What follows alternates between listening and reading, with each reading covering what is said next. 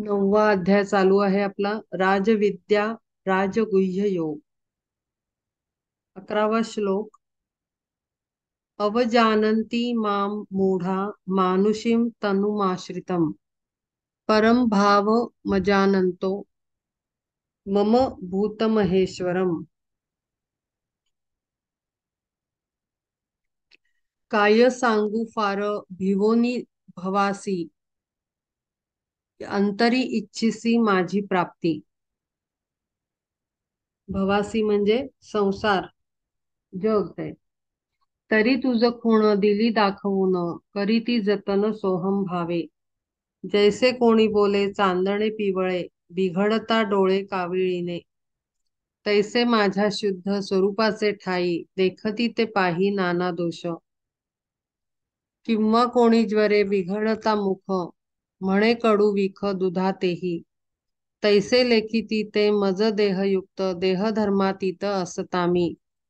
तर त्यांनी म्हटलंय की जेव्हा आपल्यातच दोष असतो, जेव्हा आपल्या शरीरात रोग आहे, आपल्या तोंडाची चव गेलेली आहे, प्रॉब्लेम कुठे आहे? आपल्यात आहे.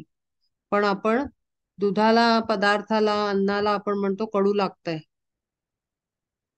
चव बिघडली आहे आपल्या तोंडाची, पण आपण त्या पदार्थाला म्हणतो की कडू झालेला आहे, कडू लागत आहे. तसं त्यांना म्हणायचंय की आतमध्ये आपल्यातच प्रॉब्लेम असतो, मीपणाचा अहंकार असतो किंवा विकार असतात. देह शुद्ध झाल्याशिवाय आपण पुढे जाऊ शकत नाही. कितीही साधना करा, कितीही वाचन करा, प्युरिफिकेशन शिवाय पुढे प्रोसेस स्टार्ट होत नाही. प्युरिफिकेशन म्हणजे कॅरेक्टर बिल्डिंग. एक पर्टिक्युलर कॅरेक्टरची रिक्वायरमेंट आहे स्पिरिच्युअल पाथवर सुद्धा. जसं एखाद्याला मॉडेल बनायचं असेल किंवा टीव्ही न्यूज चॅनलवर अँकरिंग करायचं असेल तर काही क्वालिटीज असतील. तुम्हाला गुड लुक्स पाहिजे, आणखीन काय एज्युकेशन पाहिजे, पर्टिक्युलर डिग्री पाहिजे, कमांड पाहिजे लँग्वेजवर, जे काय रिक्वायरमेंट असेल. तसंच आपल्याला कुठेच काही जमत नाही म्हणून चला स्पिरिच्युअलिटी मध्ये काम करू किंवा पुढे जाऊ किंवा अभ्यास करू, असं होऊ नाही शकत.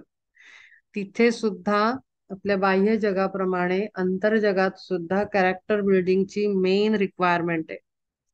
Purification, purification, purification. आपण हे सगळं घाण कबाडखाना घेऊन स्पिरिच्युअल पाथवर पुढे सरकू शकत नाही. स्ट्रिक्टली वॉर्निंग येते. आणि म्हणून त्यांनी म्हणलंय की स्वतःमध्ये दोष असतो, पण माझ्या स्वरूपाच्या ठाई त्यांना दोष दिसतो. दोष कुठे असतो? आपल्यात असतो. तैसे लेखी तिथे मज देहयुक्त देहात देहधर्मात इथं असत आम्ही. मला पण मग ते जसं आपण आपण म्हणतो ना, आपण एक म्हण वापरतो की आपल्या मनात जे असतं तेच आपल्याला समोरच्यात दिसतं, किंवा आपल्यात जो दोष असतो तोच आपल्याला समोरच्यात दिसतो.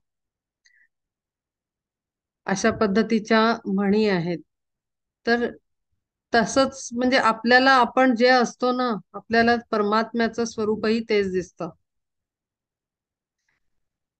ज्याचं शुद्ध स्वरूप असतं त्याला प्रत्येक जीवात परमात्मा दिसतो.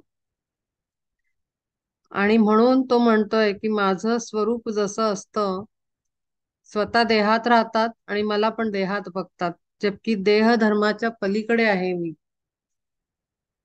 अमर्याद माझं व्यक्तिमत्व आहे, अमर्याद शक्ती आहे, मला लिमिटेशन नाही आहे, लिमिटलेस आहे माझी एनर्जी. पण स्वतः लिमिटेशन मध्ये राहतात आणि मलाही तसंच बघतात. म्हणून या तुझं सांगे वारंवार न पडो विसर खुणेचा ह्या नाही तरी स्थूल दृष्टी स्वीकारता पाहणे ते पार्था जाय वाया. स्थूल दृष्टीने जे पाहू जाती माते न दिसे तया ते यथार्थत्वे.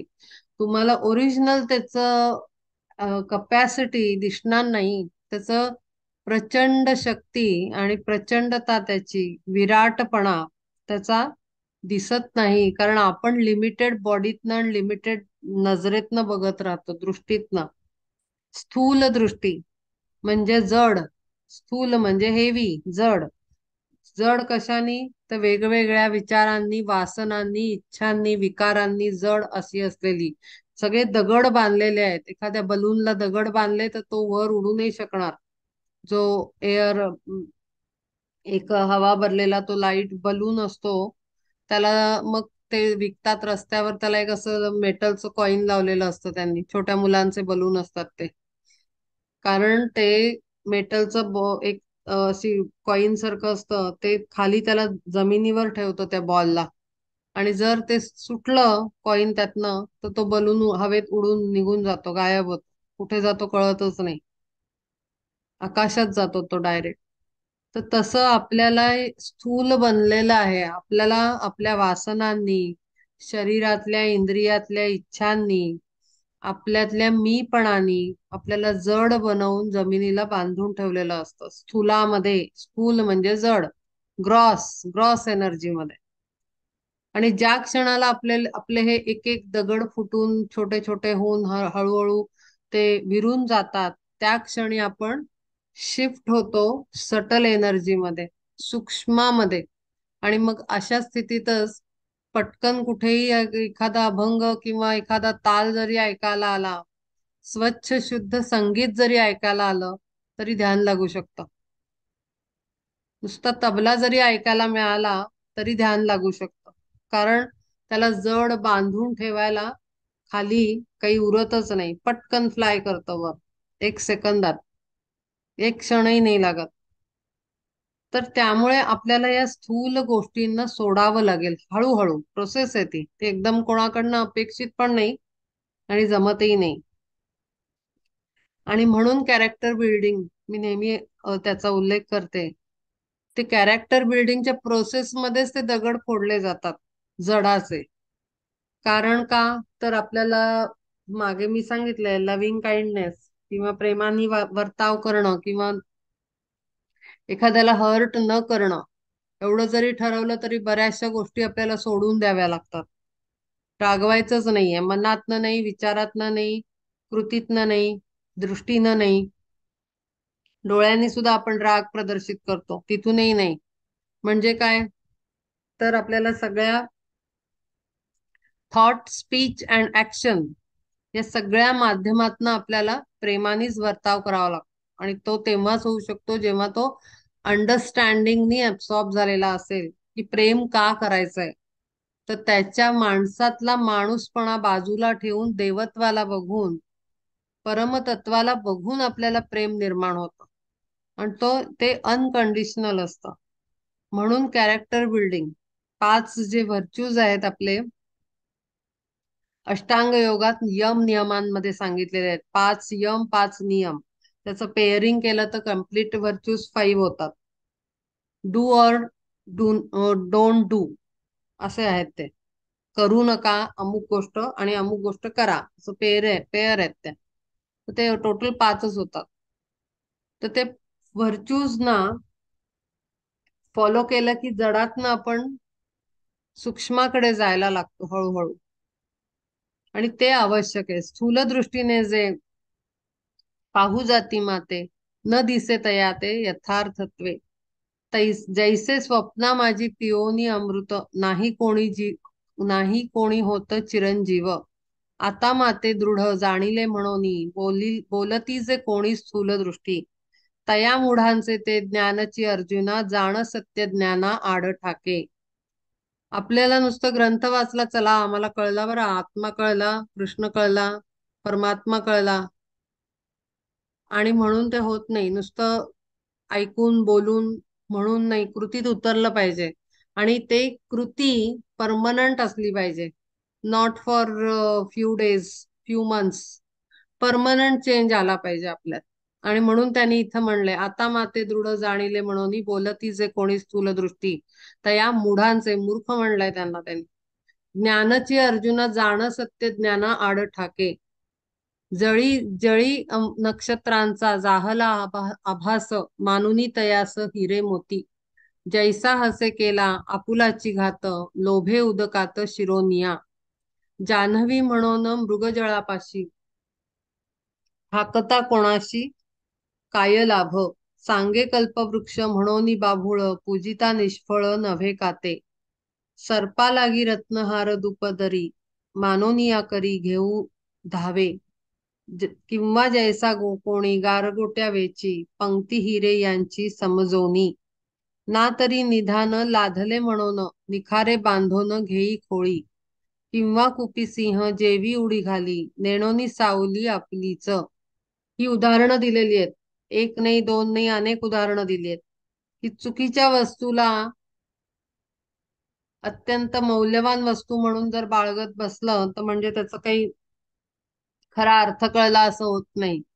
आणि म्हणून नुसता ग्रंथ वाचला म्हणून आपल्याला सगळं कळलं असंही होत नाही. किंवा एक नाही 10 ग्रंथांचा अभ्यास केला तरी नाही. कृती महत्वाची आहे, ऍक्शन. कारण सगळं येतं ते शेवटी ऍक्शन मध्येच. एक गंमत सांगते. मागे मी खूप अगदी सुरुवातीला जेव्हा आपण ही मला वाटतंय अभंग ज्ञानेश्वरी सुरू केली तेव्हा मी सांगितलं होतं की कशी प्रगती होते साधकाची. ग्रंथ प्रचिती, गुरु प्रचिती आणि आत्मप्रचिती किंवा शास्त्र प्रचिती म्हणू शकतो. प्रतीती किंवा प्रचिती दोन्हीचा अर्थ एकच आहे. ग्रंथ प्रतीती किंवा शास्त्र प्रतीती, गुरु प्रतीती, आत्मप्रतीती. या 3 प्रकारे 3 लेवल्स मधनं साधकाची उच्च उच्च कोटीची प्रगती होत असते. ग्रंथ वाचले, एक वाचला, दोन वाचला. वाचला म्हणजे अभ्यास. मी अभ्यासाबद्दल बोलते, नुसतं वाचन नाही, रिडिंग नाही. अभ्यास. ऐकणं वाचणं एकदा दोनदा दहादा वेगळं आणि अभ्यास करणं वेगळं. अभ्यास म्हणजे त्याचे अनेक लेयर्स आहेत. सत्याला अनेक लेयर आहेत. जसे आपलं कांदा असतो, कांद्याचं आपण वरचं टरफलावर बुरशी असेल काळी तर वरचं टरफल काढून टाकतो, आतला कांदा वापरतो. असे आपण किती आतपर्यंत लेयर उतरवू शकतो, त्याचे खराब असतात ते लेयर आपण काढून टाकतो. तसं सत्याला सुद्धा अनेक लेयर आहेत. आज ह्या श्लोकांमधला अर्थ कळला, हा पहिला लेयर आहे. मग एक 6 महिन्यांनी जर हा श्लोक किंवा 2 महिन्यांनी, प्रत्येकाची हे वेगळी असते कपॅसिटी, इंटेलिजन्स म्हणा किंवा सगळीच आत्म्याची पण. एखाद्याने 2 महिन्यांनी, एखाद्याने 6 महिन्यांनी पुन्हा हेच ग्रंथातले हे श्लोक वाचले तर त्याला दुसरा लेयर ओपन होईल. मग एखाद्या 2 वर्षांनी जर पुन्हा अभ्यास केला याच ग्रंथाचा तर तिसरा चौथा लेयर ओपन होईल सत्याचा, ट्रुथ. तर अशा पद्धतीनं अभ्यास, मी जो सांगते तो असा त्याला अभ्यास म्हणणं, की त्याच्या इनर इनर टीचिंग्स न समजून घेणं. इथे आपण काय हे सगळं डिस्कस करतो कारण शब्दांमधला अर्थ पण बदलत जातात. वरचा अर्थ वेगळा आहे, आतला हिडन मिनिंग वेगळा आहे किंवा गायडन्स वेगळा आहे. कधी कधी सिक्रेट वर्ड्स, कोड वर्ड्स मध्ये पण काही गोष्टी या ग्रंथांमधनं आपल्या सांगितलेल्या आहेत. तर असं हळूहळू हळू जसा आत्मा प्रगत होत जातो, आपली बुद्धी प्रगल्भ होत जाते, आपली फिजिकल सिस्टम अपग्रेड होत जाते. म्हणजे ब्रेन आणि नर्वस सिस्टम, मी ज्या सिस्टम बद्दल बोलतेय, फिजिकल सिस्टम म्हणजे नर्वस सिस्टम आपलं आणि ब्रेन, जसा हळूहळू ग्रॅज्युअली डेव्हलप होत जातो तसं तसं तसं हे दिव्य ज्ञान ओपन होत जातं लेयर बाय लेयर. पटकन कळत नाही. तर ह्या पद्धतीनं जेव्हा एकदा दोनदा तीनदा थरली स्टडी केला जातो, ती ग्रंथ प्रतीती किंवा शास्त्र प्रचिती. किंवा दुसरा प्रकार आहे की पहिला समजा भगवद्गीतेचा अभ्यास केला आणि सायमल्टेनियसली त्याच्यानंतर दासबोध उचलला किंवा तुकाराम गाथा उचलली किंवा दुसरा कुठला ग्रंथ उचलला. आपल्या संतांनी खूप देणगी दिलेली आहे आपल्याला अभ्यास करायला. कुठलंही घ्या, मग त्याचं एकमेकांशी मॅच करून, पॉइंट्सना मॅच करून त्याचा स्टडी करणं, असाही अभ्यास होऊ शकतो. की 2-3 गोष्टींना एकत्र सायमल्टेनियसली, कारण सगळ्यात सगळं सेमच सांगितलंय, फक्त रचना वेगळ्या वेगळ्या आहेत आणि त्याचं काय म्हणतो आपण अनुक्रमणिकेप्रमाणे मागे पुढे केलेलं आहे. पण आहे गुह्य ज्ञान एकच असणार आहे ना, ते काही वेगळं वेगळं असणार नाही. त्यामुळे रामदासांनी जे सांगितलंय तेच श्रीकृष्णाने सांगितलंय, तेच अभंग स्वरूपात तुकाराम महाराजांनी लिहून ठेवलेलं आहे. असं सगळं, किंवा आपल्याला तशी ह्याचीच आणखीन खोल इन्फॉर्मेशन आपल्याला भागवतात मिळते. तर अशा पद्धतीनं तेच सगळं सांगितलेलं आहे. गुह्य ज्ञान, गुप्त ज्ञान, दिव्य ज्ञान बदलू नाही शकत. एकच आहे, कारण ते युनिवर्स बनवलंय गॉडनी, परब्रह्मानी. तर ते ज्ञान बदलणार नाही. मग तिथे वेगळी वेगळी उदाहरणं, मग असा ग्रंथ प्रचिती किंवा शास्त्र प्रचिती. ह्याच्यानंतर गुरु प्रतीती. मग गुरु आपल्याला अनुभव देतात. आणि शेवटची येते आत्मप्रतीती. आत्मप्रतीतीमध्ये प्रॅक्टिकल होतं. म्हणजे मी असा अनुभव घेतलाय माझ्या जीवनामध्ये, एखादा ग्रंथ वाचल्यानंतर माझ्या समोर तशा सिच्युएशन यायच्या लाईफमध्ये. म्हणजे असं वाटायचं की अगदी व्यवस्थित, जसं आपल्याला शाळेत असतं ना, पहिलीच्या वर्गात जातो आपण. मग पहिलं युनिट, पहिलं सेमिस्टरला आपल्याला काही चॅप्टर्स प्रत्येक सब्जेक्टचे शिकवले जातात, की लगेच त्याची परीक्षा घेतली जाते. पहिले छोटी परीक्षा होते, लगेच मोठी परीक्षा होते, लगेच टेस्टिंग होतं. सोडून नाही दिलं जात की चला वर्षभर शिकवू आणि एंडला घेऊ परीक्षा. असं नाही, इमिजिएट टेस्ट. मी हा अनुभव स्पिरिच्युअल पाथवर पण घेतलेला आहे. एखादं काही वाचायला घेतलं की लगेच टेस्ट. मग नंतर नंतर माझ्या ग्रॅज्युअली लक्षात यायला लागलं की अरे, आपण हे वाचतोय, आपली टेस्ट होणार आहे पण नंतर. मग मी त्या पॉइंट ऑफ व्ह्यू नी वाचायला, अभ्यासाला सुरुवात केली, की नाही हे नीट समजलं पाहिजे तर मी माझ्या प्रॅक्टिकल मध्ये उतरवू शकेन ते. आणि ती टेस्ट असते practical test, not return test. Practical असा काहीतरी प्रसंग येतो की सगळी अक्कल आपल्याला तिथे काय शिकलो ती वापरावी लागते. आणि स्पिरिच्युअल टीचिंग्स ना जगावं लागतं. ती टेस्ट म्हणजे जगून दाखवा, गुरु म्हणतात. आणि ह्या पद्धतीनं गुरुप्रचिती पण येते, की कसे ते लक्ष ठेवून येत आपल्यावर. अच्छा, आता सध्या या ग्रंथाचा अभ्यास चाललाय काय, ठीक आहे, बघूया किती कळलं. घेतली टेस्ट पुढे. अक्षरशः मला लक्षात आलं की मोठ्या मोठ्या टेस्ट घेतल्या जातात. आणि मग मजा यायला लागली त्या अभ्यासातनं. मग आपलं आपल्याला पण कळतं किती कळलं आणि किती जगलं. कारण प्रॉब्लेम असा आहे, जेव्हा आपण शास्त्र प्रतीती आपल्याला यायला लागते तेव्हा 100%, 1000% अहंकार वाढायला लागतो. तुम्ही ग्रंथांचा अभ्यास सुरू केल्यानंतर अहंकार हा वाढतोच वाढतो. तो साईड इफेक्ट आहे त्याचा, नॅचरल आहे. तसंच थिओसॉफिकल बुक्सच्या अभ्यासातनं, थिओसॉफिकल बुक्स म्हणजे काय, की इंग्लिश मधले ग्रंथ आहेत ते, तिकडच्या वेस्टर्न संतांनी लिहिलेले.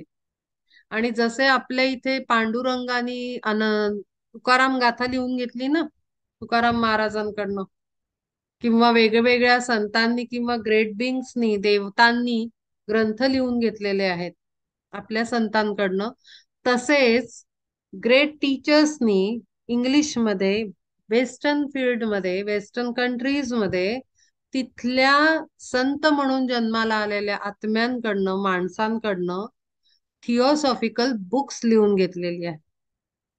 आणि ती लिहिताना त्या लोकांना सुद्धा त्याच्यामध्ये फेमस नावं आहेत. ॲलिस बेली, ॲनी बेसंट, त्याच्यानंतर लीड बिटर, आणि सगळ्यात मोठ्या आहेत काय त्यांचं नाव, ब्लॅवत्स्की म्हणून आहेत त्या. ह्या लोकांना इंडियात येऊन आपल्या ग्रंथांचा अभ्यास करावा लागलेला आहे. आणि त्या अभ्यासाबरोबर अगदी एक एक श्लोक आणि श्लोक रेफरन्स देऊन त्यांनी त्यांना येणारं जे टीचिंग्स आहेत त्याला शेअर केलेलं आहे. इव्हन त्यांच्या शब्दांमध्ये त्यांनी असं पण म्हटलंय की मी माझे शब्द पण घालत नाही, कदाचित त्याचा अर्थ चुकीचा प्रेझेंट होईल, त्यामुळे मी माझी भाषा नाही वापरणार, मला जसं जसं कळलंय तसं तसंच मी लिहीन, माझी बुद्धी स्वतःची नाही घालणार त्याच्यात. असे ते वेस्टर्न टीचर्स आहेत काही, जसे आपल्याकडे संत आहेत. आणि म्हणून हे जे सगळे ग्रंथ आहेत ना, हे फक्त आपले हिंदू लोकांचे नाही आहेत किंवा इंडियाचे पुरते मर्यादित नाही आहेत. ते पूर्ण जगासाठी, अख्ख्या वर्ल्ड साठी गायडन्स आहेत. त्याला आपण असं नाही म्हणू शकत आमचं घेतलं आमचंच आहे, इथलं आहे. नाही नाही, असं काही म्हणू नाही शकत आपण. कारण ही सृष्टी त्यांनी निर्माण केली आहे. ते सर्वांचं आहे. त्यांनी सर्वांसाठी भगवद्गीता, श्रीकृष्ण जन्म झालेला आहे. तो काही फक्त भारतामध्ये, भारताची भूमी पावन आहे. हा, आपण हे म्हणू शकतो की आम्ही भाग्यशाली आहोत की आम्ही ह्या पावन भूमीत जन्माला आलो. हे आपण बिलकुल मानू शकतो, म्हणू शकतो. आणि त्याचा थोडासा प्राऊड कॅरी पण करू शकतो की नाही नाही, आम्ही भाग्यवान होतो बरं, आम्ही या मिट्टीत जन्माला आलो. पण आपण असं नाही म्हणू शकत हा भगवद्गीता आमची आहे, हा श्रीकृष्ण आमचा, अर्जुन आमचा आहे, तुम्ही काय करताय. आपण तिथे आम्ही तुम्ही म्हणू नाही शकत, कारण हे आपण सगळेच त्याचे आहोत आणि हे सगळं त्याचं आहे. ठीक आहे. तर अशा पद्धतीनं तीन प्रचिती, तीन प्रतितींमध्ये साधक हे होतो. असं एकदम आला घेतला आणि एकदम वर पोचला असं नाहीये. तो ट्रॅक आहे, ते त्या पद्धतीनंच प्रगती होणार. शास्त्र प्रचिती, गुरु प्रचिती आणि आत्मप्रचिती. आत्मप्रचितीमध्ये तुम्ही आत्मा आहे याचा अनुभव घेताना त्या सगळ्या टेस्ट अभ्यासलेल्या द्याव्या लागतात. आणि सगळं कळलंय की नाही हे कृतीत उतरत नाही तोपर्यंत तुम्ही मूर्ख आहे, असं सरळ म्हणतोय अर्जुन अर्जुनाला, श्रीकृष्ण. की जे नुसतं अभ्यास करून बडबडतायत की आम्हाला सगळं कळलं, स्कूल काय आहे, सटल काय आहे, सगळं कळलं, मला परमात्मा कळला, असं जर म्हणणार आपण, सत्य कळलं, ज्ञान झालं, तर तो शुद्ध मूर्खपणा आहे असं ते म्हणतात. जळी नक्षत्राचा जाहला आभास, मानुनी तयास हिरे मोती, जैसा हंसे केला आपुलाची घात, लोभे उदकात शिरोनिया. ही सगळी त्यांनी उदाहरणं दिलेली आहेत, वेगळी वेगळी. तेवी प्रपंचात पाहू जाती माते, ठेवोनिया तेथे दृढ बुद्धी, तयांनी चंद्रासी धरावयासाठी बिंबा दिली मिठी जळातील, आणि तयांचा तो निश्चय ही वाया गेला धनंजया जाण ऐसे, पिवोनिया कांजी मग अमृताचा परिणामसाचा पाहू जावे, तैसे नाशिवंत स्थूलाकारी तेथे भरवसा चित्ते बांधोनिया, मज अव्ययाते पाहावया जाती, तया माझी प्राप्ती कैसी होय. एक मिनिट हा, इथे काहीतरी मी पुन्हा शेअर करते, लाईन्स आल्यात.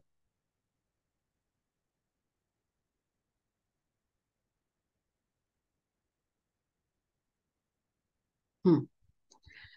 पूर्वेची या वाटे निघोनी साचार, पश्चिम सागर भेटे काय, किंवा कोंडे याचे करोनी कांडण, लाभेल कोठोन दाणा तेथे, तैसे पंचमहाभूतांचे सकळ विकारले स्थूळ विश्व जेहे, तयाची या ज्ञाने स्वरूप निर्मळ कैसे आकळेल सांग माझे, काय धनंजया पिओनिया पेन उदक प्राशन केले होय, भ्रांत मनोधर्मे मोहोनी होनी मोहित मज प्रपंचात पाहती ते, मग जन्म मृत्यू इत्यादी स्थिती त्याही मज प्रतिभावी तिथे. या सगळ्यातनं ते हे सांगायचा प्रयत्न करतायत की प्रपंचात जर तुम्ही मला बघायला गेलात तर त्याच्यात काही तो आनंद नाही मिळणार. म्हणजे चला, मस्त ती मायथॉलॉजिकल सिरियल लागलेली आहे, चला आता आपल्याला कृष्ण बघायला मिळाला, मग त्या कृष्णाला आपण कृष्ण म्हणलं की तो मायथॉलॉजिकल सिरियल मधला कृष्णच आपल्या डोळ्यासमोर येत असेल, तर हे म्हणजे एखादं नाटकीय ह्यालाच आपण कृष्ण म्हटल्यासारखं आहे. खरा कृष्ण हा शरीर आणि रंगरूप नाहीये, त्याला ती शक्ती आहे, तो प्रकाश आहे, तेज आहे ते.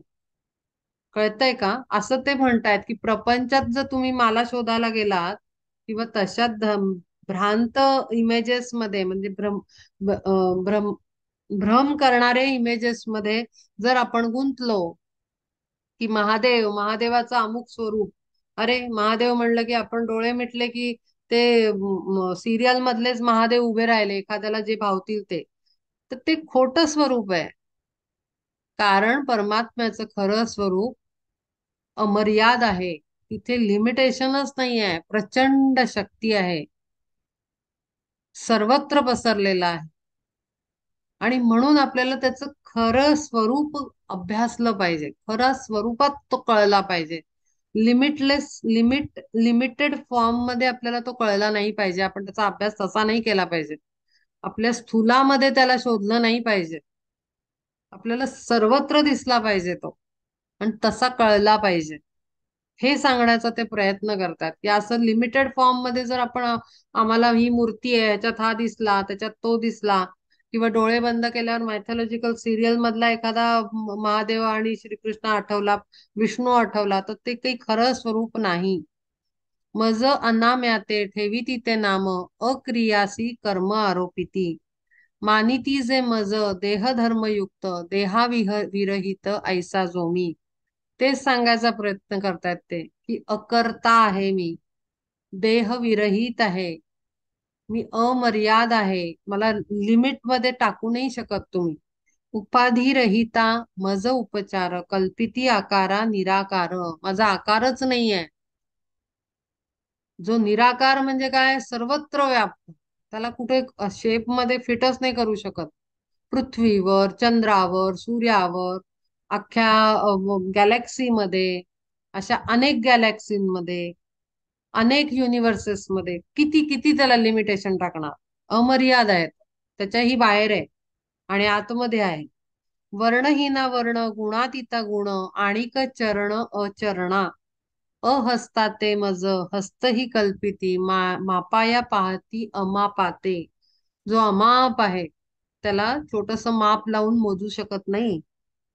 आणि सर्व ठाई असोनीही जाण, कल्पिती ते स्थान मज एक.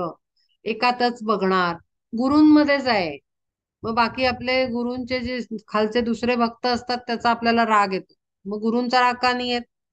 का नाही, गुरूंमध्ये परमात्मा आहे, परब्रह्म आहे, गुरूंचा राग नाही येत. पण एखादा त्याचा को डिसिपल असेल आपला, त्याचा मात्र आपल्याला राग येतो. तसं नाही चालणार, त्याच्यामध्येही तोच आहे. राग येऊ शकतो. फॉर एक्झाम्पल, एकदम काही आपण प्युरिफाय नाही होऊ शकत, प्रोसेस आहे ती, प्युरिफिकेशनची प्रोसेस आहे, अंडरस्टँडिंगची प्रोसेस आहे. स्टेप 1, स्टेप 2, स्टेप 3, हळूहळू हळू पायऱ्या चढतो आपण. येऊ शकतो राग, पण तिथे दुसऱ्या क्षणाला तिथे विवेक जागृत पाहिजे. अरे, मी चूक करतोय किंवा करतेय, मला राग नाही आला पाहिजे. मी काय अभ्यासलंय की सर्वांमध्ये तो अमर्याद आहे, लिमिटलेस आहे. मग मला गुरूंमध्ये तो दिसतोय, मग दुसऱ्या डिसिपल मध्ये तो दिसत नाहीये, म्हणजे माझं कुठेतरी चुकतंय, माझं कॅल्क्युलेशन चुकतंय, अंडरस्टँडिंग चुकतंय. मग तिथे तो विवेक असला पाहिजे, डिसर्नमेंट, ती आवश्यक आहे.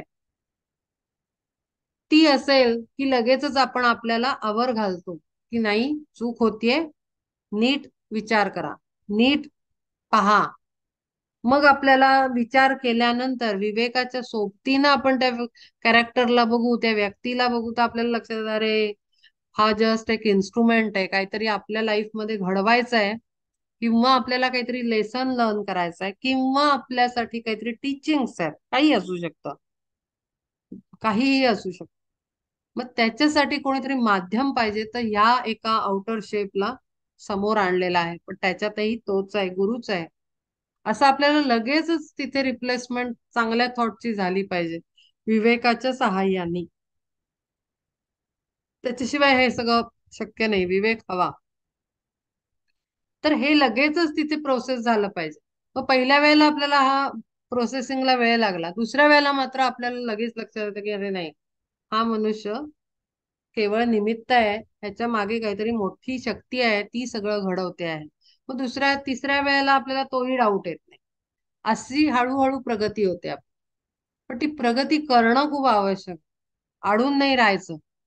आपल्याला जेव्हा राग येतो दुसऱ्याचा, तेव्हा समजायचं गडबड आहे, आपल्यात गडबड आहे, आपल्याला अजून लेसन लर्न झालेला नाही, आपल्याला टीचिंग्स कळलेले नाही आहेत.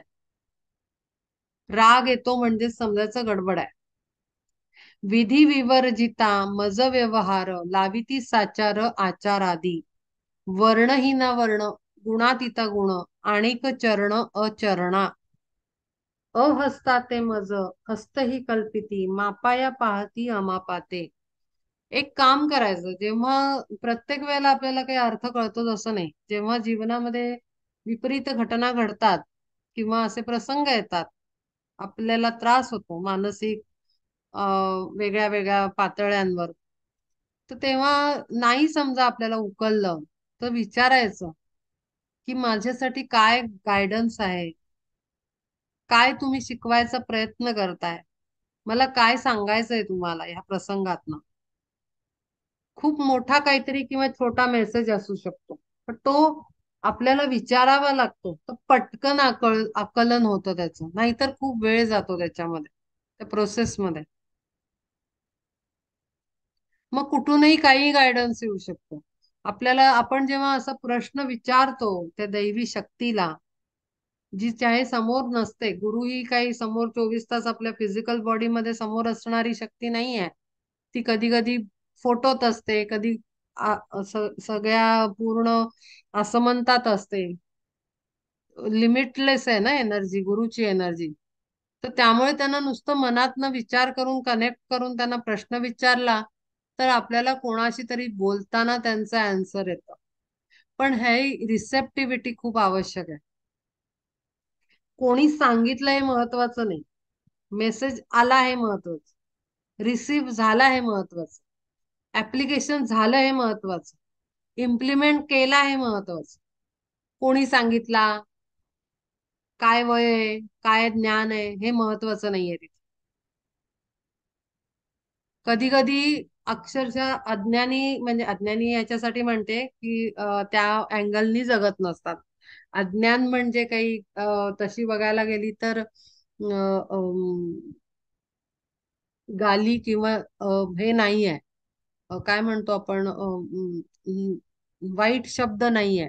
अज्ञान म्हणजे ज्ञान नाही, असा त्याचा अज्ञानाचा अर्थ आहे. ती वेळ त्याची आलेली नाही ज्ञान मिळवण्याची. तर एखाद्या अशा व्यक्तीकडनं सुद्धा आपल्याला काहीतरी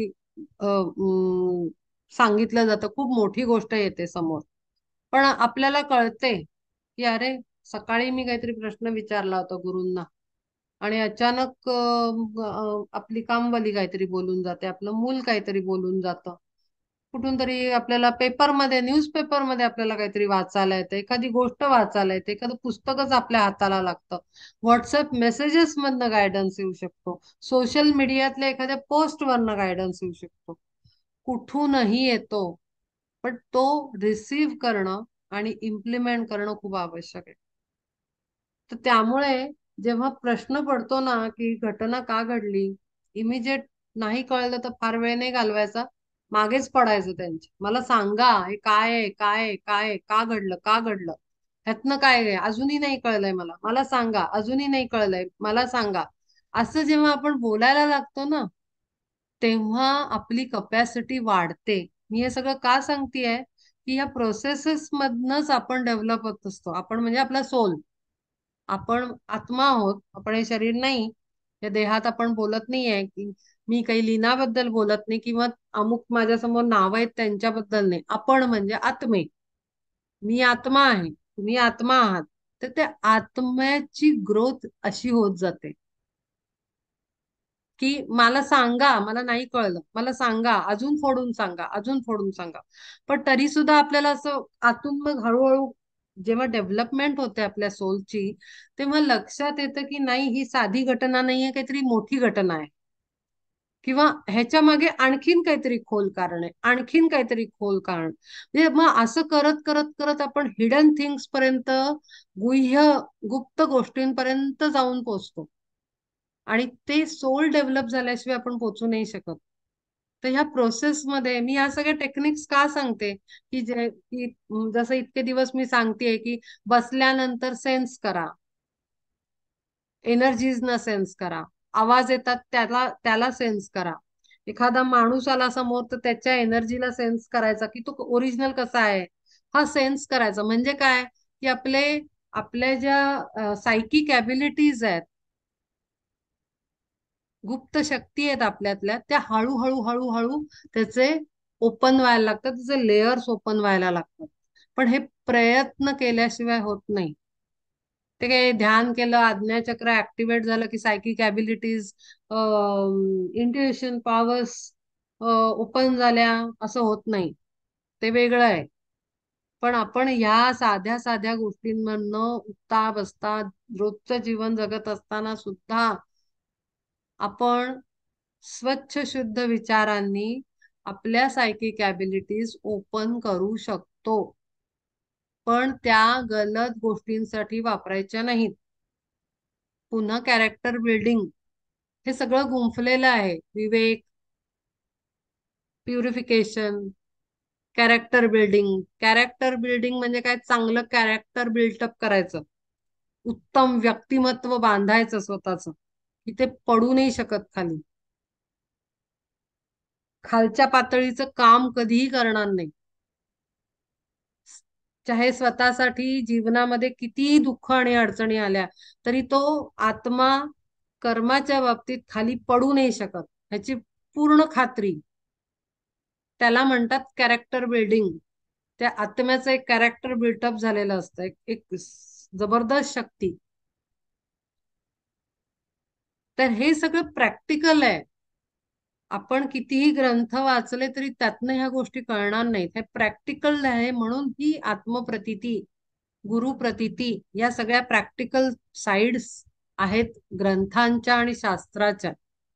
आणि हेच ते इथे इथे गुप्त भाषेत गुह्य ज्ञान च्या स्वरूपात इथे सांगितलेलं आहे. तो नुसते हे त्यांनी उदाहरणं दिली, त्याचा अर्थ हा आहे जो आता सांगितला जातोय. विवर्जिता मज व्यवहार लाविती साचार आचारादी, वर्णहीना वर्ण गुणातीता गुण आणिक चरण अचरणा, अहस्ता ते मज हस्तही कल्पिती मापाया पाहती अमापाते. ज्याला हात पाय काही नाहीयेत तरी पण आपण कृष्ण म्हणलं की, विष्णू म्हणलं की लगेच तो निळा, मग असा मुकुट आहे, मग पिवळं त्यांनी वस्त्र धारण केलेलं आहे, मग हातात चक्र आहे, गदा आहे, फूल आहे, कमळ आहे, अमुक आहे, ढमुक आहे. आपण 50 गोष्टी त्याच्या भोवती सगळ्या मांडतो. पण ही सगुण मूर्तीचं उपासना ही बेसिक लेवलसाठी दिलेली आहे. ती एकदा झाल्यानंतर निर्गुणाकडे जायलाच पाहिजे, उपाधी रहिताकडे जायलाच पाहिजे, वर्णहीन गुणातीताकडे जायलाच पाहिजे. आणि म्हणून त्याला ना आकारात नाही बघायचं, प्रकाश, दिव्य शक्ती आणि सर्वत्र व्याप, अमाप शक्ती आणि सर्वाठाई असोनीही जाण कल्पिती ते स्थान मज एक. मी सगळ्यांमध्ये आहे तरी मला एक गुरूंमध्येच पाहिलं जात, मला एका मूर्तीतच पाहिलं जात. मागे मी गणपतीबद्दल बोलले होते. आता गणपती महोत्सव सुरू आहे, पण तो गणपती आपण आपल्यात आला का? पूजा केली आपण, त्याला मोदक करून आपणच खाल्ले नैवेद्य दाखवून, फुलं समर्पित केली, पण ती वाळून गेली आणि ती खतामध्ये गेली घरातल्या.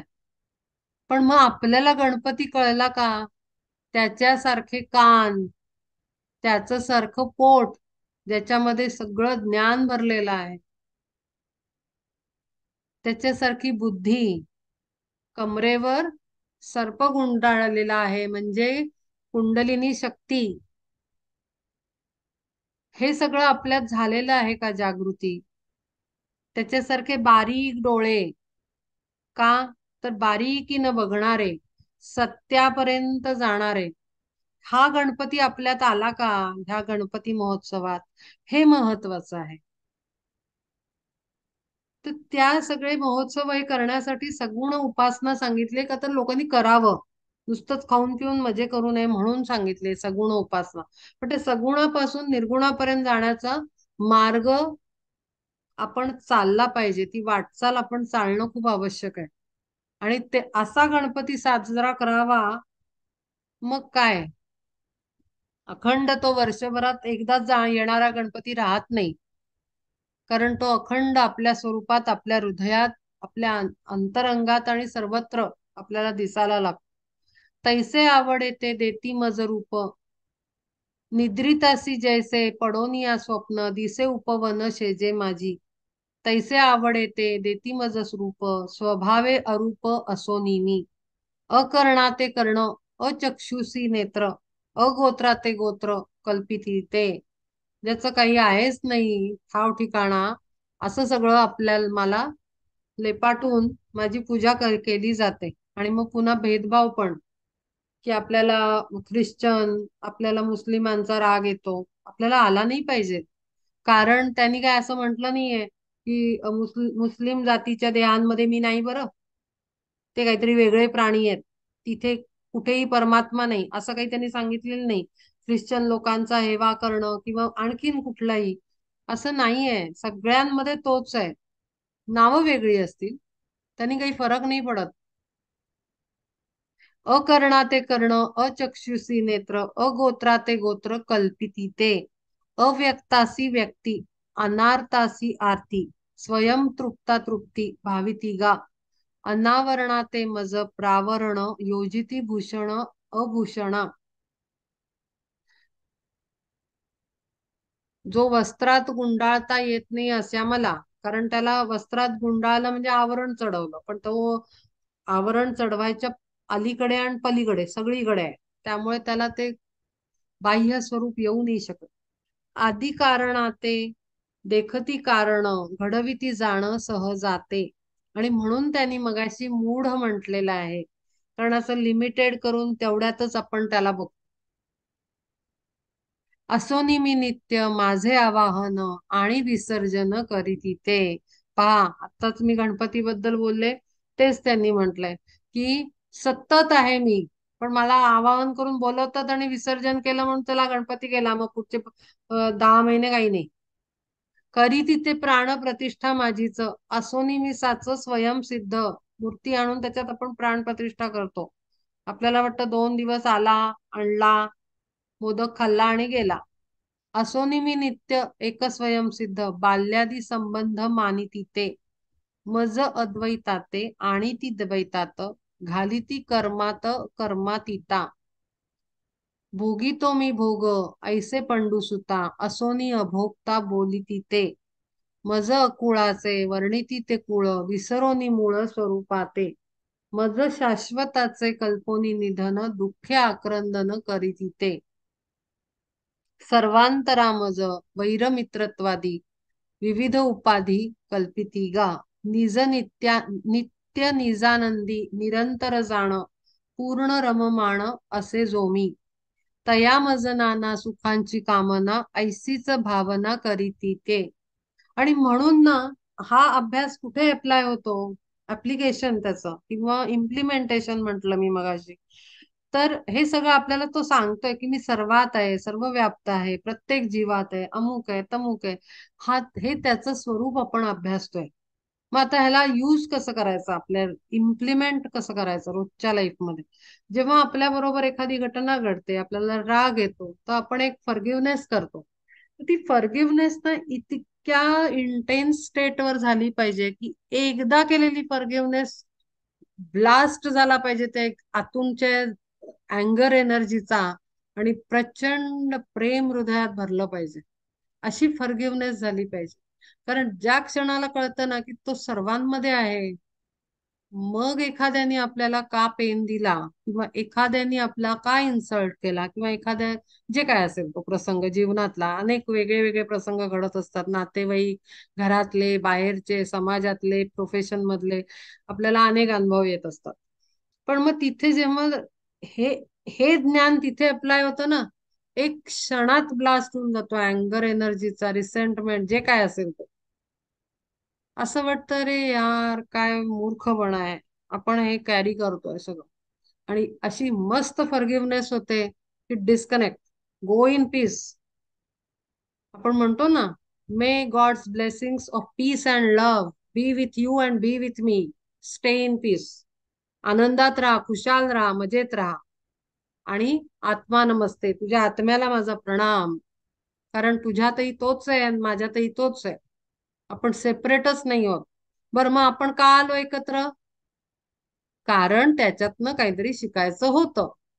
तो प्रसंग शिकवण्यासाठी होता, आयदर तुला नाही तर मला, किंवा दोघांना.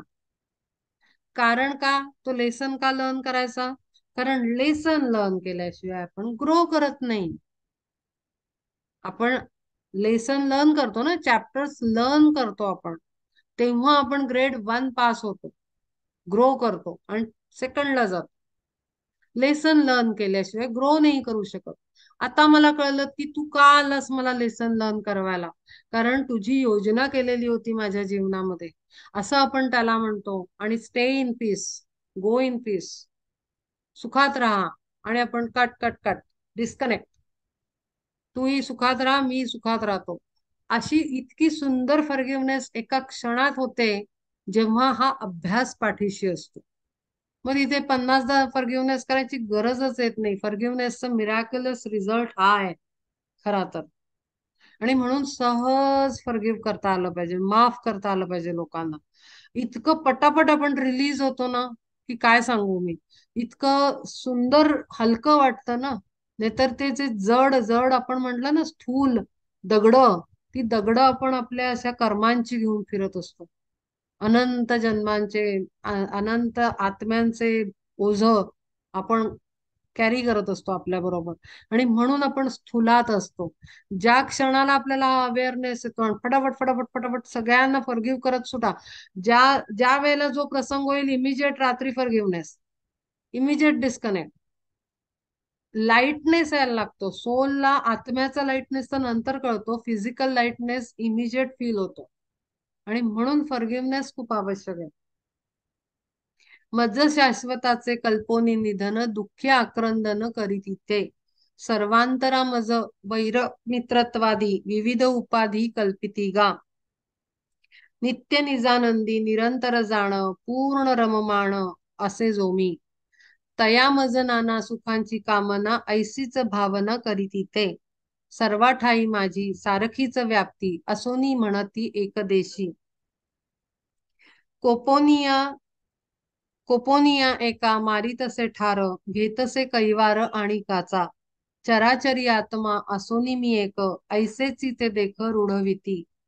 काय सांगू फार धनंजया येथ, धर्म जे प्राकृत मानवाचे. तेची माझ्या ठाई कल्पिती समस्त, ऐसे विपरीत ज्ञान त्यांचे. घडवुनी मूर्ती ठेविती ती पुढे, करीती बापुडे भक्ती माझी. भंगता ती मग गेले देवपण, ऐसे समजो न टाकीती ते. ऐशा परी पार्था मानवी आकार, देती ते साचार मज लागी. म्हणून तयांचे ज्ञानची ते जाण, टाकीते झाकोन सत्य ज्ञाना. आणि म्हणून हे छोटस ज्ञान आहे. जेव्हा आपण असं मूर्त्यांमध्ये, ह्याच्यामध्ये असं शेप मध्ये अडकतो ना, आकारांमध्ये, ते छोटं ज्ञान आहे, सत्य ज्ञान नाही. आणि म्हणून नुसता ग्रंथ अभ्यास करून सत्याचं ज्ञान होत नाही असं तो सांगतोय. आणि म्हणून ते सगळं खोटं आहे, व्यर्थ आहे, मूर्खपणा आहे, असं इतकं स्पष्ट बोलतायत ते. ते म्हणतात सत्य जाणल्यानंतर कृतीत दिसतं. नजर अपार पाहणारी होते. संतांची नजर कशी असते, डोळे बघितलेत गुळवणी महाराजांचे, किंवा कुठल्या आपले जेवढे संत आता ही जी ज्यांची पोथी आहे, वासुदेवानंद सरस्वती, त्यांचा चेहरा बघितलाय. त्यांचे डोळे पलीकडे असतात, त्यांचे डोळ्यांमध्ये विषय नसतात. खूप शांत आणि एकदम अफाट एनर्जी असते त्याच्यामध्ये, संतांचे डोळे. म्हणून डोळ्यात कळतं की कुठपर्यंत पोचलाय आत्मा. त्याच्यात कुठलेही विषय नसतात, विकार नसतात डोळ्यांमध्ये. हे डोळे झाले. भाषा सेकंड. भाषा भाषा कशी वापरली जाते, समोरच्याशी कसं बोललं जात आहे. समोरच्याशी बोलताना मीपणा आहे का तिथे, टच असतो, तो आहे का, ती भाषा भाषा दाखवते किती ज्ञान झालं. सत्य ज्ञानाचं सत्य ज्ञान किती आहे, सत्याचं ज्ञान ते भाषेत कळतं. आणि तिसरी आहे कृती, ऍक्शन. बिहेव कसं करतो माणूस, सिच्युएशन येते तेव्हा काय रिॲक्ट करतो, ती कृती. इथे कळतं की सत्य ज्ञान झालंय की ते पुस्तकी ज्ञान आहे. शास्त्राचं ज्ञान कृतीपर्यंत पोचलंय का, हे कळतं. मोघाशा मोघ कर्माणो, मोघ ज्ञाना विचेतसा. राक्षसी मासुरीं चैव प्रकृतीं मोहिनीं श्रिता. धनंजया येथे कायते जन्मून, परशा काळा विण मेघ जैसे. किंवा जैशा मृगजळाच्या लहरी, पाहाव्या त्या तरी दुरुनीच. ना तरी जादूचे जैसे अलंकार किंवा घोडेस्वार मृत्तिकेचे. ना तरी गंधर्व नगरीचे जैसे आकाशी आभासे गावकुस. साबरीची झाडे वाढली सरळ फळना पोकळ आतुनीही. एक गंमत माहितीये म्हणजे आता या आपण मूर्त्या म्हणजे डोक्यात आलं म्हणून बोलते की आपण मूर्त्या बघतो ना सगळ्यांच्या घरी गणपती येतो पण प्रत्येक मूर्ती वेगळी असते आणि त्या मूर्तीमध्ये मूर्तिकाराचं स्वरूप रिफ्लेक्ट होतं. नीट बघितलं तर कळेल.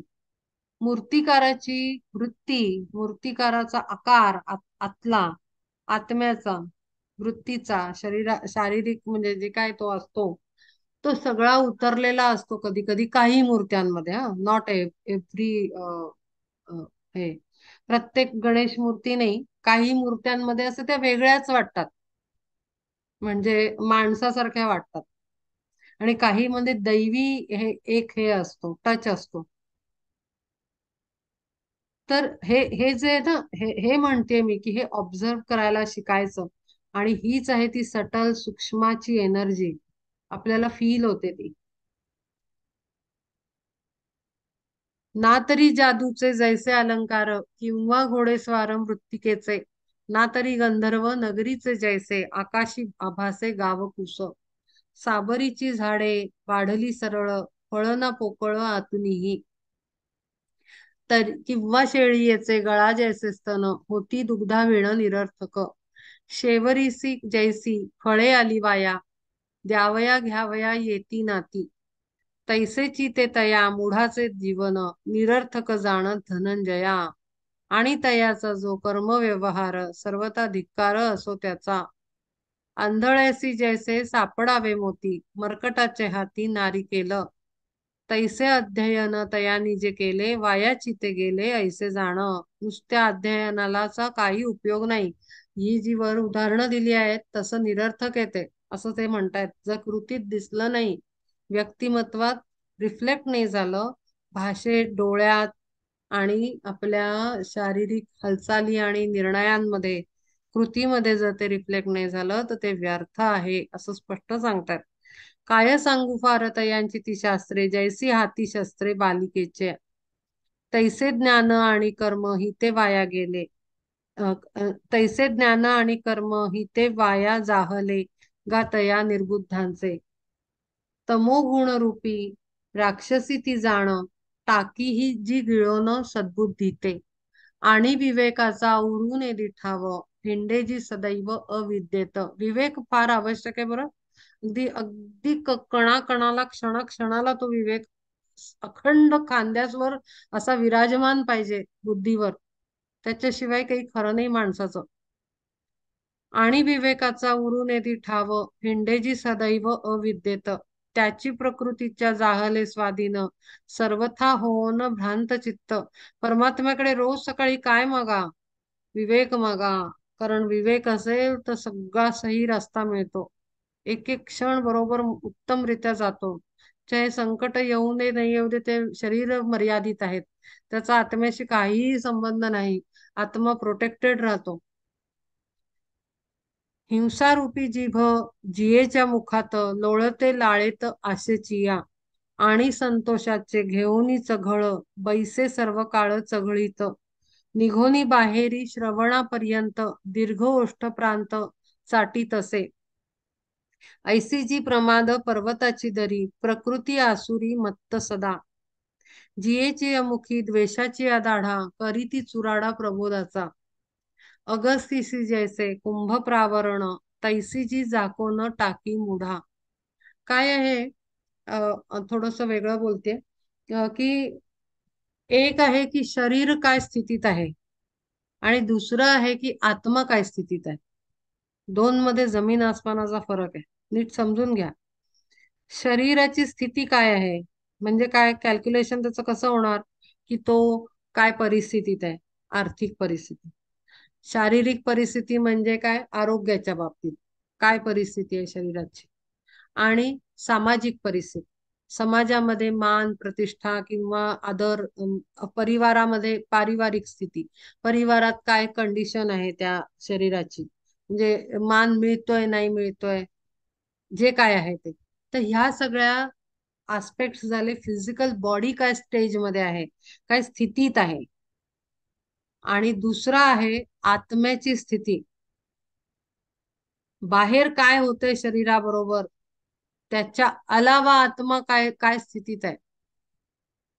म्हणजे दोन वेगळ्या स्थिती आहेत ह्या. ह्याचा दोन्हीचा एकमेकांची काही दूर दूर तक संबंध नाहीये. म्हणजे शरीर सुखात असलं म्हणजे आत्मा सुखात असतो असं अजिबात नाहीये. किंवा आत्मा सुखात असणं म्हणजे काय, की कुठल्याही चिंता बिना तो अगदी शांत असणं. शांत असणं हे आत्म्याचं उत्तम स्वरूप आहे. शांत आणि आनंद, ब्लिस, हे दोन मेन आस्पेक्ट आणि मेन कॅरेक्टरिस्टिक्स आहेत उत्तम आत्मस्थितीचे. ब्लिस म्हणजे आनंद. आनंद म्हणजे आपला फिजिकल बॉडीचा आनंद नाही, आत्म्याचा आनंद फार मजेदार असतो. अगदी गोड गोड असतो, खूप सुंदर असतो. तो घेऊनच बघायचा, सांगू नाही शकत शब्दात. आनंद आणि शांत, एकदम स्थिर, ती आत्मस्थिती.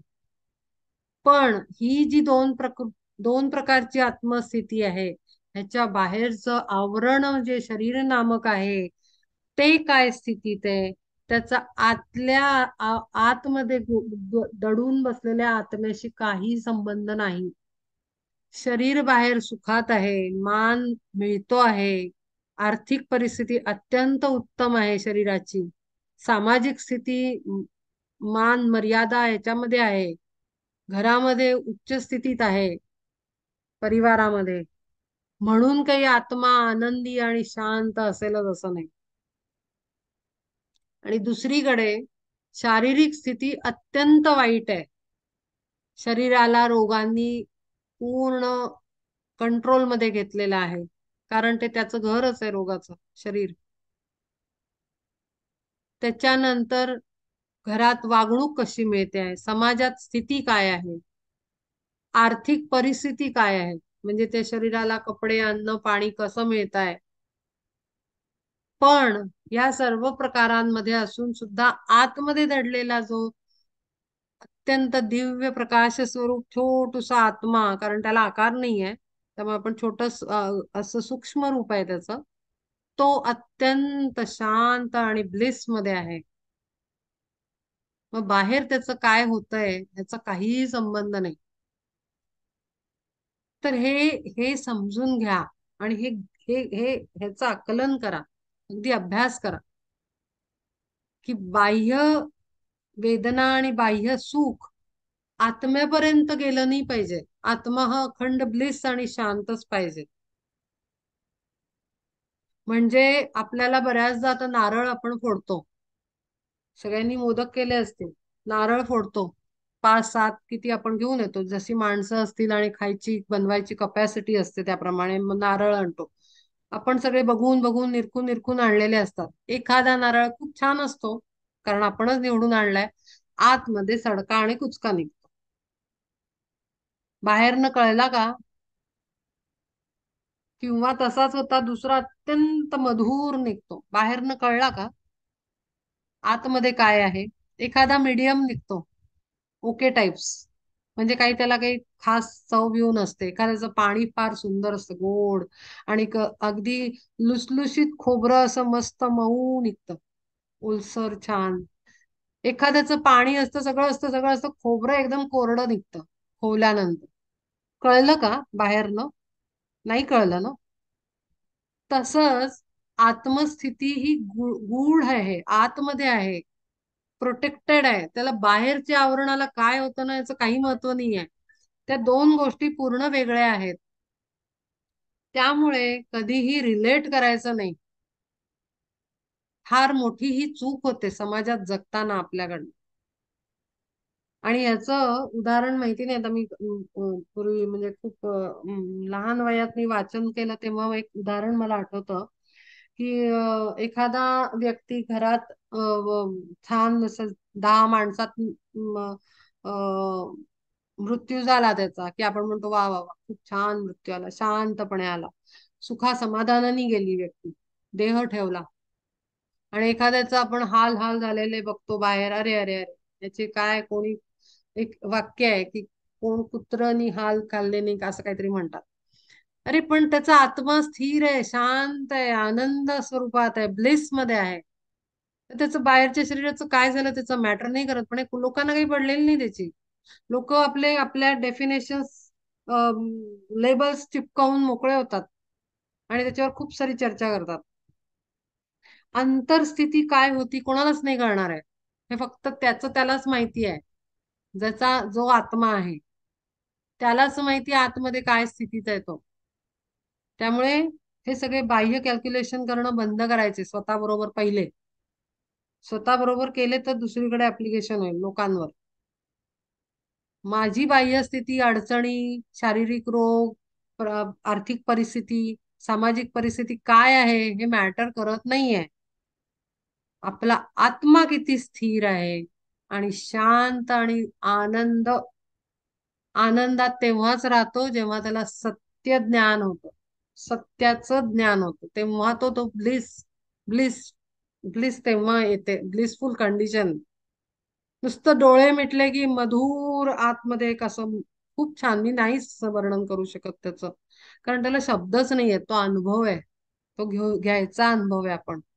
डोळे बंद केल्यानंतर ती स्थिती बस, दुसरं काही नाही पाहिजे. तर असं जेव्हा शांत व्हाल ना, तेव्हा फार कॅल्क्युलेटिव्ह माइंड चालणार नाही. माझ्याबरोबर हेच झालं, मला अमुकच झालं, इथे दुखतंय तिथे दुखतंय, हा रोग झाला तो रोग झाला, पैसे नाहीयेत, आमक आहे ढमक आहे, अनंत प्रॉब्लेम दुनियाभरचे.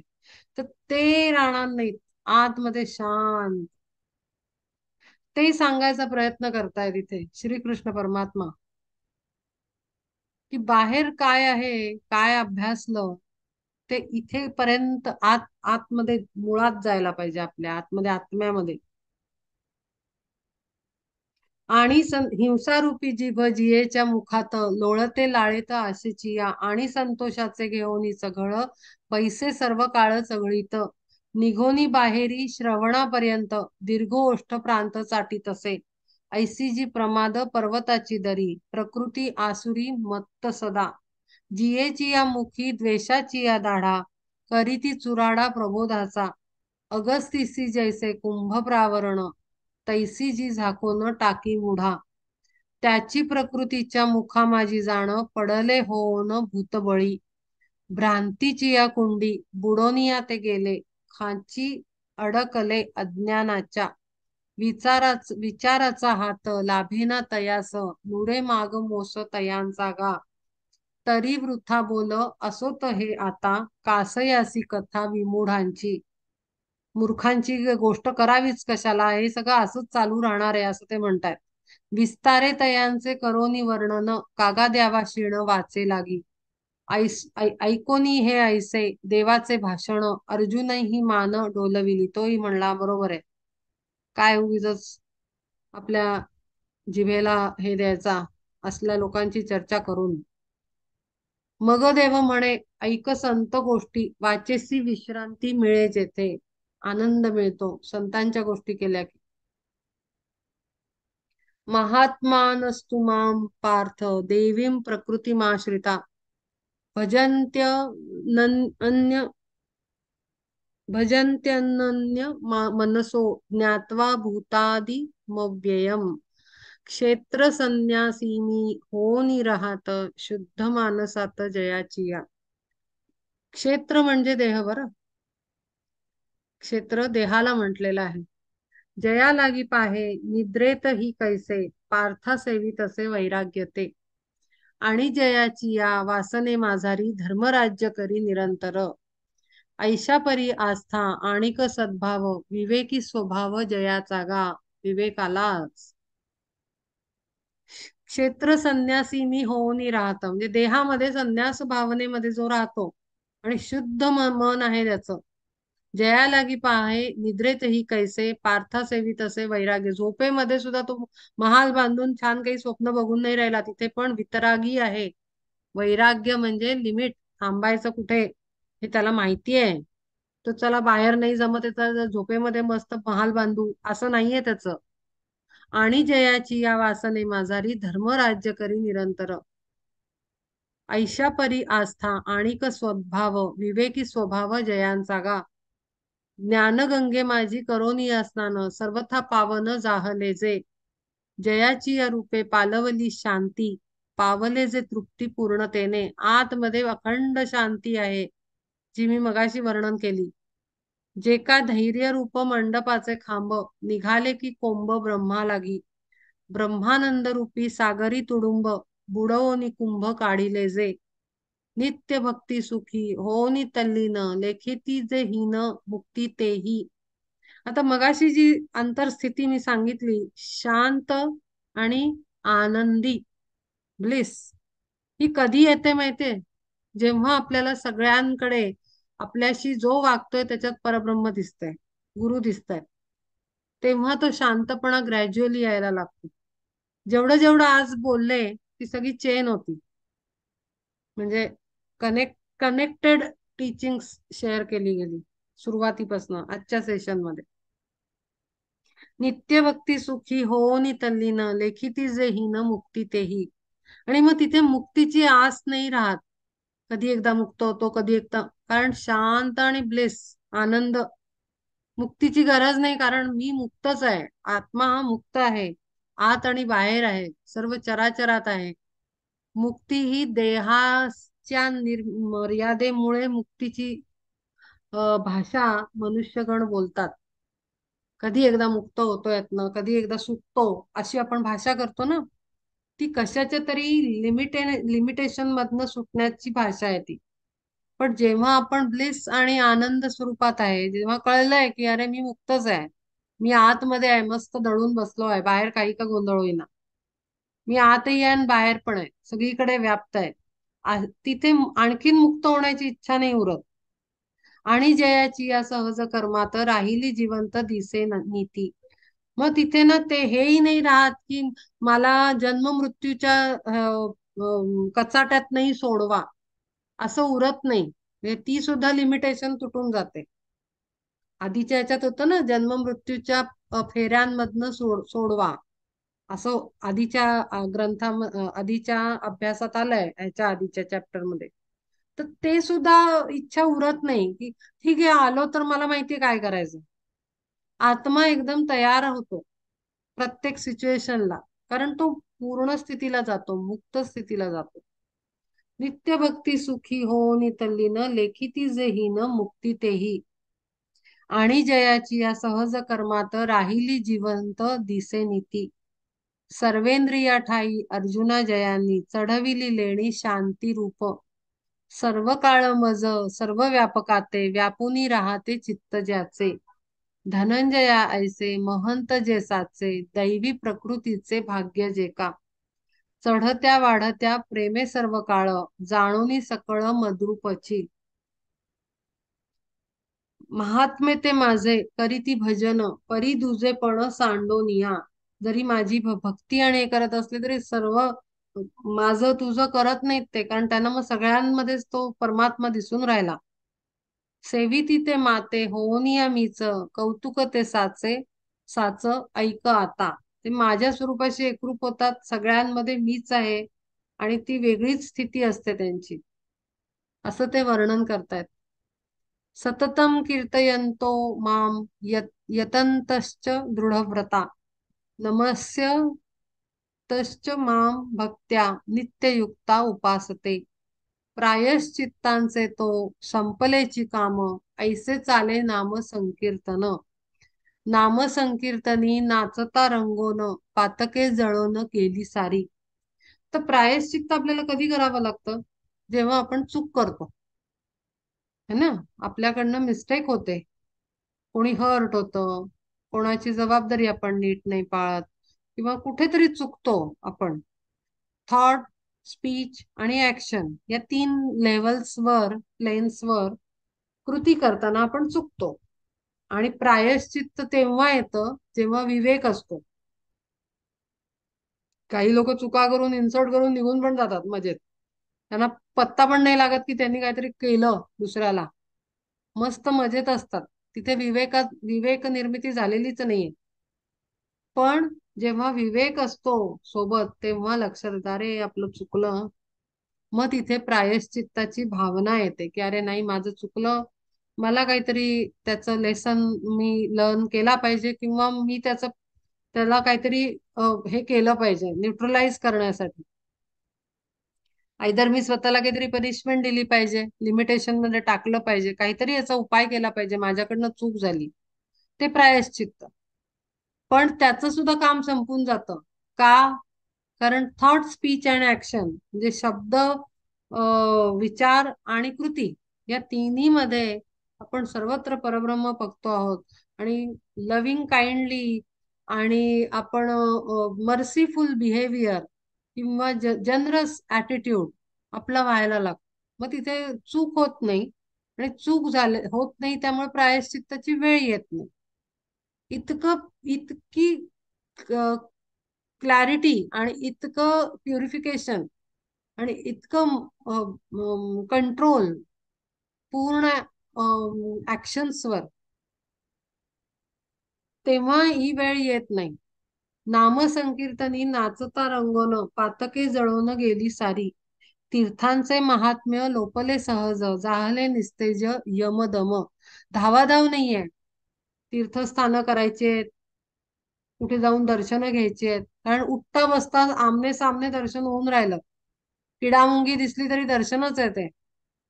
नदी दिसली तरी गंगेचं दर्शन म्हणजे परब्रह्माचं दर्शन आहे. डोंगर दगड दिसले तरी दर्शनच आहे. मग पुन्हा आणखीन वेगळं कुठेतरी जाऊन दर्शन करायची गरज नाहीये.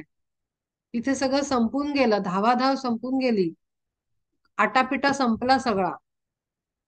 सगळी जी चिंता असते ना, हे व्हायचंय ते व्हायचंय, बापरे वय झालं, अमुक यात्रा नाही झाली, तमुक पाहिलं नाही, हे नाही पाहिलं, इथे डोकं टेकलं नाही, काही नाही.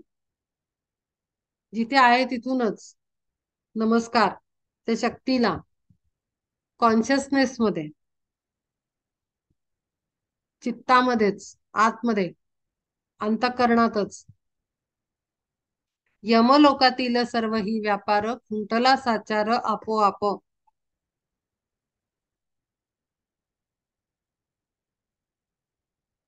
यम म्हणे आता काय नियमावे, कोणा आवरावे म्हणे दम. काय खावे दोष नाही राहिलाच, बोलती ऐसेच सर्व तीर्थे. करीती ते सर्व दुःख परिहार, माझी या साचार नाम घोषे. अवघेची जग मग दुमदुमोन, टाकीती भरवून महासुखे. आजपासून सगळ्यांनी ना एक गोष्ट करायची, बरेच दिवस झाले डोक्यात येते पण मी विसरून जाते, आता एकदम मला आठवलं की यापुढे उरलेले आपले 9 अध्याय आहेत. म्हणजे हा आता उरलेला अर्धा, आणि पुढचे जे काय आहेत ते पुढचे अध्याय 18 पर्यंत. सेशन सुरू व्हायच्या आधी एक प्रार्थना करायची की आजपासून मी जे ज्ञान मला मिळतं आहे श्रीकृष्ण परमात्मा किंवा परब्रह्माला, की मला अंडरस्टँड व्हावं. म्हणजे मी कॉमनली करतेच ही प्रेयर, पण तुम्ही इंडिव्हिज्युअली करायची. हवं तर लिहून ठेवा की तू जे सांगतो आहेस ते समजून कृतीमध्ये आपोआप उतरेल असं कर. विवेक रूपानं, बुद्धी रूपानं, ज्ञान रूपानं, कर्म रूपानं, भक्ती रूपानं, सर्व रूपानं तू माझ्यामध्ये हृदयात बसून माझ्याकडून तू हे सगळं करून घे. असं वैयक्तिक प्रार्थना सगळ्यांनी करायची आजपासनं, सेशन ऐकायच्या आधी. जेणेकरून मिरॅक्युलस रिझल्ट तुम्हाला प्रत्येकाला आपापल्या लेवलवर अनुभवायला येतील. बरेच दिवस झाले मला हा हे येतोय, पण पता नाही काही ना काही कारणाने दरवेळेस मी प्रेयर करताना मी विसरून जाते. तर बेटर आहे की मी तुम्हालाच जबाबदारी देते की प्रत्येकाने ही प्रार्थना करा. मिरॅक्युलस रिझल्ट तुमच्या स्पिरिच्युअल लेवलवर, हा, नॉट मटेरियल लेवलवर, फिजिकल लेवलवर नाही, स्पिरिच्युअल सोल लेवलवर तुम्हाला शिफ्टिंग आणि अपग्रेड झालेलं तुम्हाला अनुभवास येईल. कारण माझं इंटेन्शन ते आहे, म्हणजे मुळात प्रोग्रामचं इंटेन्शन ते आहे, त्यामुळे ते पॉसिबल आहे. आपण काही हे असंच बसून टाइमपास म्हणून करत नाही आहोत. आपण ह्यातनं अपग्रेड होण्यासाठी करतो आहोत.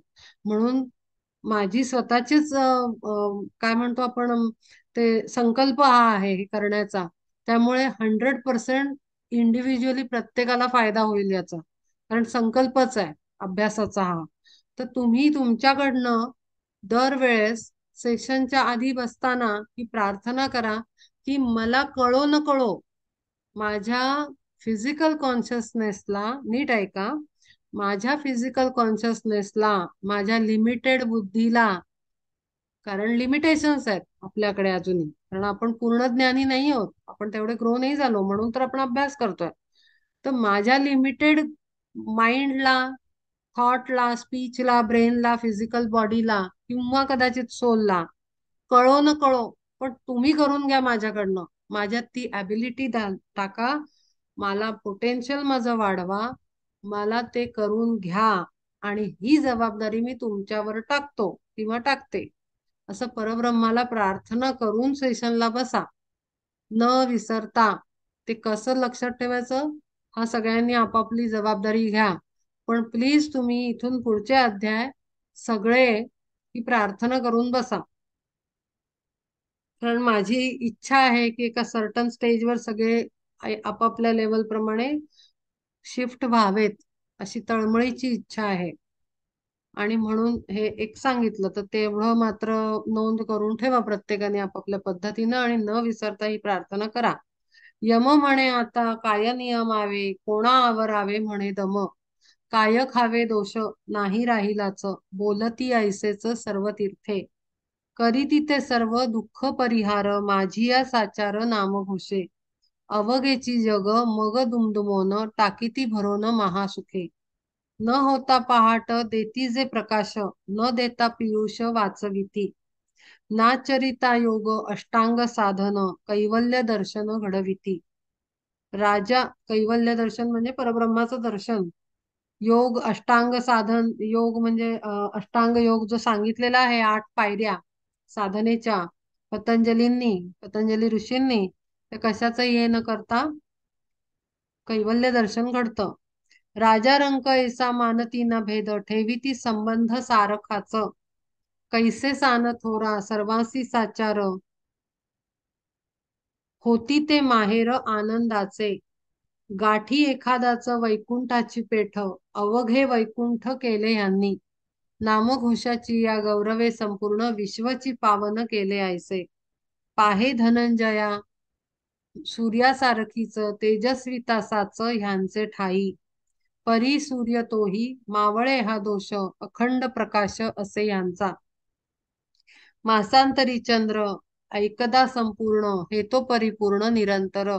ही संताची स्थिती सांगितली आहे त्यांनी, की मी खरंच सांगते, म्हणजे काही नियम लावून दिलेले आहेत. आपण पहिल्या 6व्या अध्यायात बघितलं, आसन अमुक पाहिजे, शरीराची स्थिती अशी पाहिजे, प्राणवायूचा अभ्यास असा पाहिजे, त्याच्यानंतर प्राणायाम केलेला पाहिजे, ओंकाराचं हे पाहिजे, आसन इतकं लागलं पाहिजे, बंध लागले पाहिजे, त्रिबंध, हे सगळे नियम लावलेले आहेत.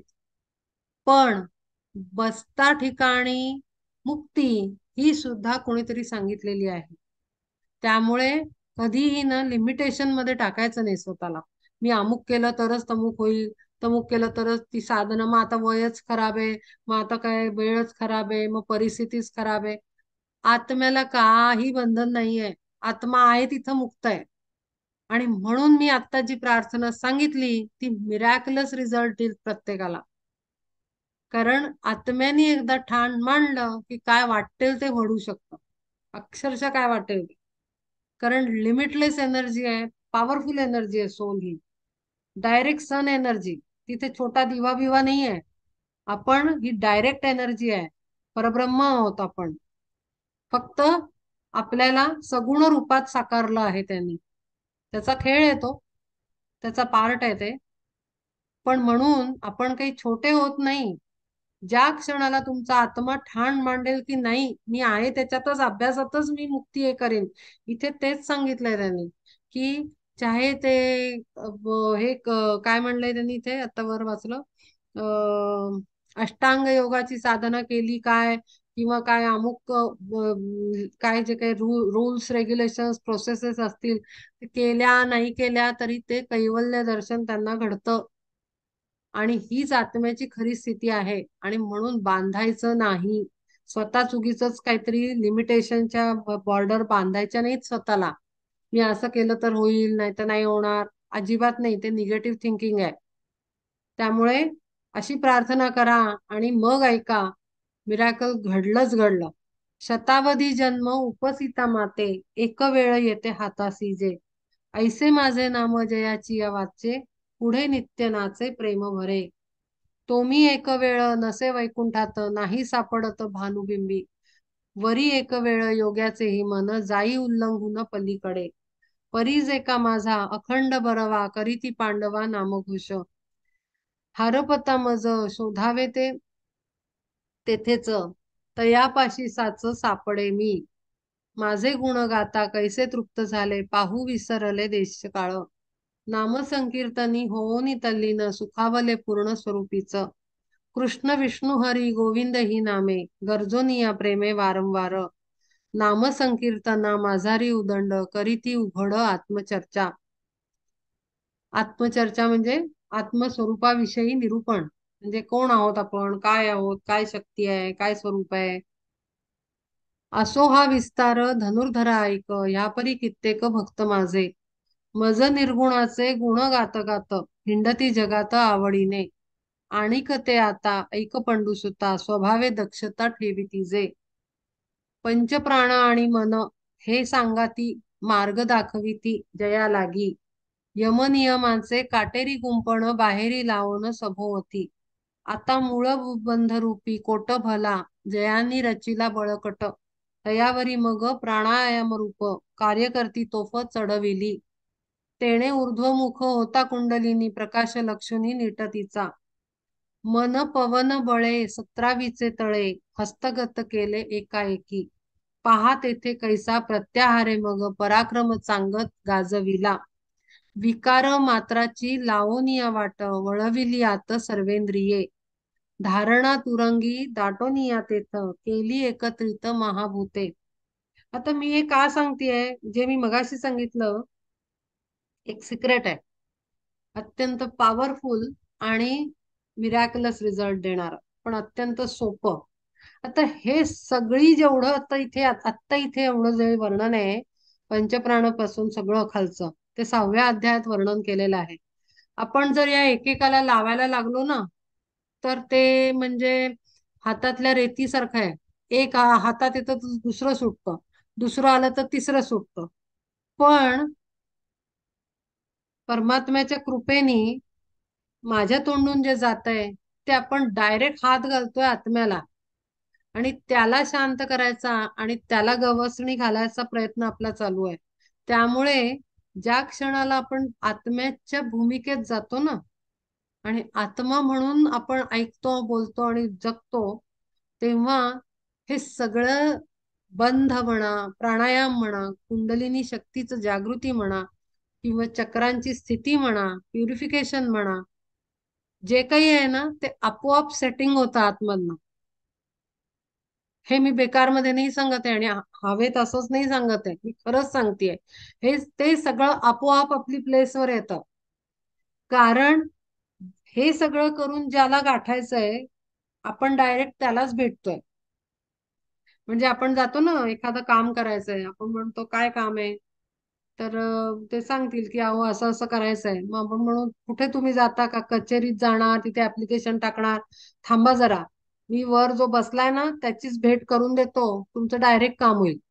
समाजात आपण अशी कामं करतो, तर मग आपलं खरंच काम होतं, कारण डायरेक्ट आपण ज्याच्यापर्यंत पोचायचंय प्रोसेसनी तिथेच डायरेक्ट पहिल्या स्टेपवर जातो. मग आपलं काम पटकन होतं. तर हे तसं आहे. हे सगळं करून कुंडलीनी जागृत करणार, मग ती चक्रांमध्ये फिरणार, मग प्युरिफिकेशन नसणार तर ती चक्र गोंधळ घालणार. मग पुन्हा वासना विकार उफाळून येणार. तर ती प्रोसेस फार टफ आहे. आणि ती ज्यांनी करायची त्याच्या गायडन्स असतो त्यांनीच करायची असते, सगळ्यांनी करू नाही शकत.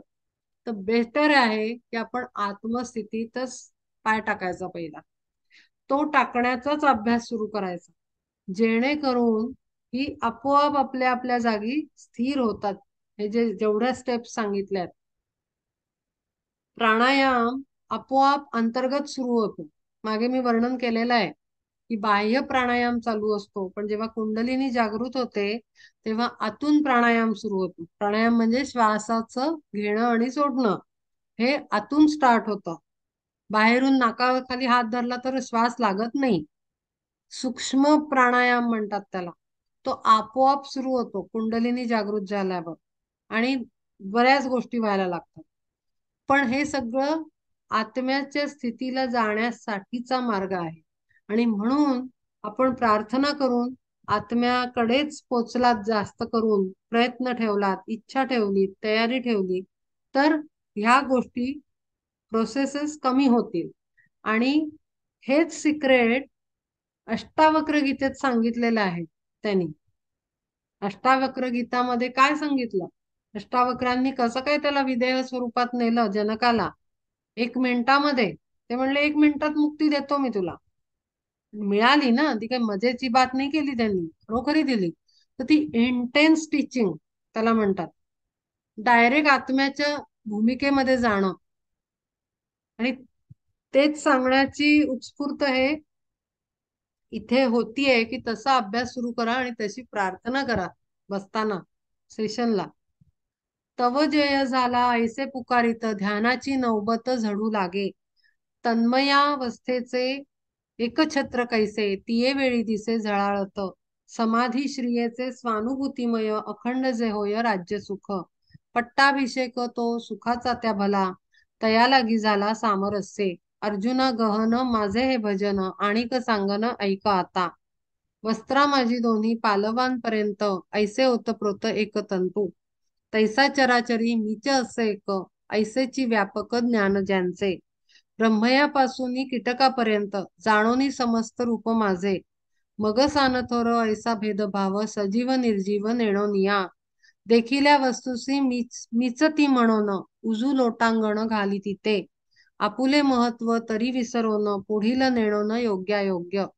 भेटे जी जी व्यक्ती, तियेची या पाया, पडावे ते तया आवडेगा. उंच स्थानाहून पडले जे जळ, गाठी तसे तळ आपोआप.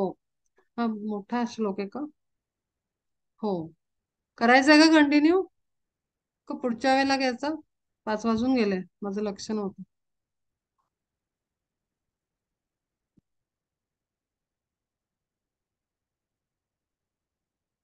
हॅलो.